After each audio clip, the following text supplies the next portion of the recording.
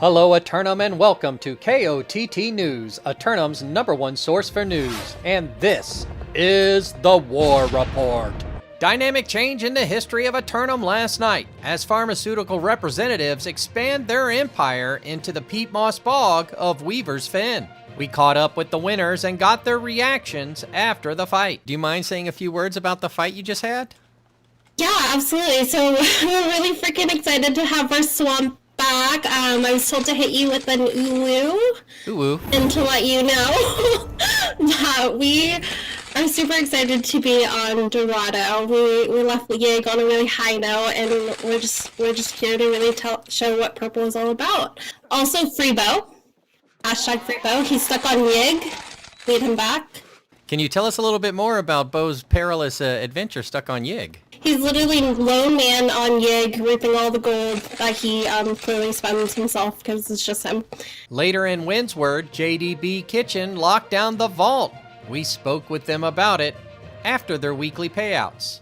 Standing here in Brimstone Sands for payouts, the victors in Windsward, JDB's Kitchen, would you care to take us through how you performed out there against Outcast tonight? They did really good. They did some game plans that we weren't really expecting, but we held it down. We observed the battlefield and we positioned our soldiers to perform, and I felt like it was a really good war. Yeah, it looked like it was a full BC hold, right? Only gave up 1 point in that fight? Yeah, we gave up the 1 point. They could have probably took another point, but we held it down and tried our best to keep the 2. We pushed them back on B a little bit towards the end there, but they did give us some good pressure, and they did come with some good game plans. So hats off to Outcasts for showing up tonight. Was there anybody on your team who really outperformed themselves tonight you might want to give a shout out to? I want to give a shout out to my group 3. I am Tokyo. He's a phenomenal bruiser. Shout out to Purple Perp as well. In our healer, Brick. They all did phenomenal in my group tonight, group 3. Also shout out to Devote. He shoutcasted that one and told everybody what they were supposed to do, and I think we listened well. So. A 2-flag hold in Ebonscale at the end of the night, we spoke with resort management to get their reactions. 30 minutes out there in the bamboo forest reserves of Ebonscale, but you managed to hold off the newcomers. How do you feel it went out there tonight?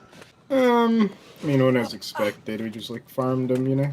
Indeed. Did you hold all 3 points or pull back to a 50-50 on Bravo? Oh no, we let them have one. We felt bad, so we gave one away. Company like theirs, maybe Restless, I think? Restless, Cutlass. Who's got? Like that, maybe. But Evan? Nah. Well, was there anybody on your team who outperformed themselves tonight that you might want to talk about? Yeah, Dylan's. I think Dylan's did great. He did very good. I think he's the best player on the roster, probably. Turning to the weather today, and it looks like the sun is going to swing in and heat things up this afternoon, but be on the lookout after sunset as the temperatures dip and a 30% chance of corruption invasion will arise across the island. 3 roster submissions for Simulated Fantasy Combat Resolution tonight, brought to you by LARPco. Remember, if it isn't LARPco, it is cardboard. Up first, the Marauders of Context attack the Zealots of Outcast for Crown and Kingdom of the Western Monarch's Bluff. These recent refugees to the island wasting no time establishing themselves, turning their attention upon other recent arrivals to see who's the greater house. The currently crowned Covenant converts of Outcast stand ready to defend the monarchy from these plunderous marauders, but have they had enough time to prepare? Meanwhile, the Covenant forces of Error.pxp assault the marauders of Subtext for control of the rain-drenched mountain region of Morningdale. The newcomers of Error.pxp seem to have performed an unexpected operation. Losing track of their waypoint, they've stumbled into a fight that may result in the ping of death.